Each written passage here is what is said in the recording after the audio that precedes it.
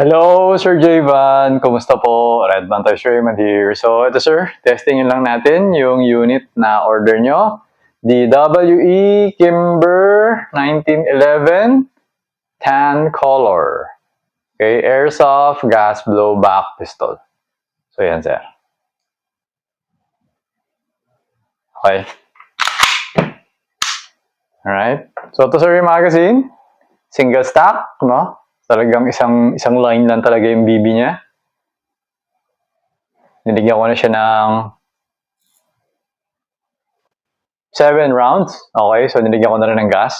So, testingin natin. Okay, so FPS tapos accuracy test. Okay, so 0-0. Okay. Charging the magazine. Yun yung BB.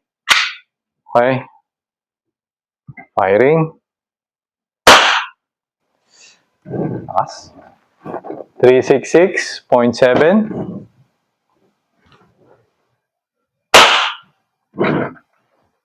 354.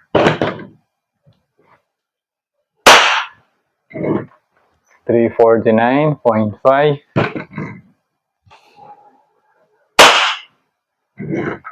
342. Okay? So, tatlo, may 3 rounds pa, no? So, ngayon naman, for the accuracy test, the accuracy test box, target box, is 2.3 meters away. The target size is 4 centimeters. So, ang tatargetin natin is yung bilog na nasa second row, second from the left. Okay? Second row, second from the left. 1, 2. Okay? So, yan. Check natin kung diretso ba to. Okay. Okay. Teka lang, medyo naduling ako ah. Wala kasing dot yung harap eh. Hindi ako nasasanay. Okay. Teka lang. Tatlo na yun ah. Dapat wala na tong ano. Wala nang BB, no? Wala. So, kailangan ko alisin yung buffer. May buffer kasi to eh. So, alisin ko yung buffer. Alisin ko yung buffer. Para at least makita nyo na gano siya, nag-open slide. May buffer kasi. So, yun yung ginagawa ko dito. Para at least makita nyo lang na, nag-open slide. So, to.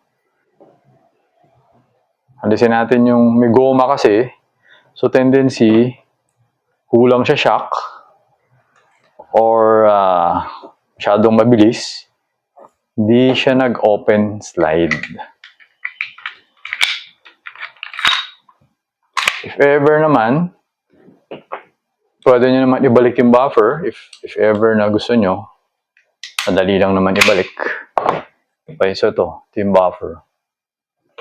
Okay, so lagyan natin ulit ng bala para at least makita nyo na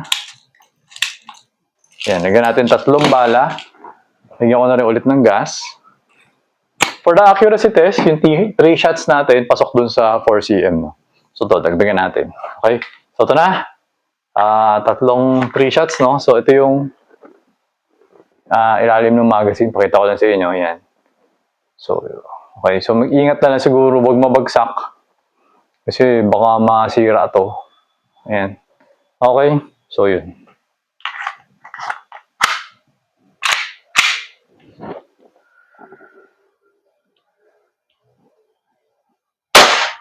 Okay. Okay. Basically, pumapasok siya sa butas kanina. So, saan pumasok yung tira natin kanina, doon siya pumapasok ulit. Okay. Pero nandun siya sa loob. Lahat ng mga putok natin nasa loob ng 4cm. Okay. So, ayan sir. Nag-open na yung slide. Katulad na sabi ko, removing the magazine na ng bala. Okay. So, yun. So, hammer down. Okay. So, if ever, isasama ko naman to sa package, no? Nalagay ko to sa maliit na ziplock bag. Tapos papasok ko dito. If ever na gusto mong gamitin, Kunyari, ayaw mong okay lang sa'yo na, yun nga, minsan, hindi nag open slide. Kasi masyado kasing eksakto yung ano niya, yung medyo makapal kasi to. Okay, medyo makapal. So parang masyadong eksakto yung pag umatras. Kaya parang mabilis tapos hindi nakakaabot yung slide catch. Ayun siya. Kaya nangyayari, kailangan aalisin to. Pag inalis mo to, tapos parang lumalakas na yung blowback niya, tapos parang umuusog siya dito sa dulo, so nagkakaroon na ng time para mag-lock.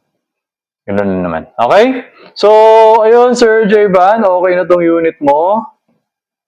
So, yun. Ipapako na siya kasama ng gas, saka nung order niyo na BB. Tapos, sadaling ko na siya sa courier to tomorrow para ma-deliver na siya sa inyo. Okay? So, ayun, sir. Thank you for your order. Until next transaction po, always remember to stay safe, stay great, be good, and be thankful always. God bless po, sir. Bye-bye.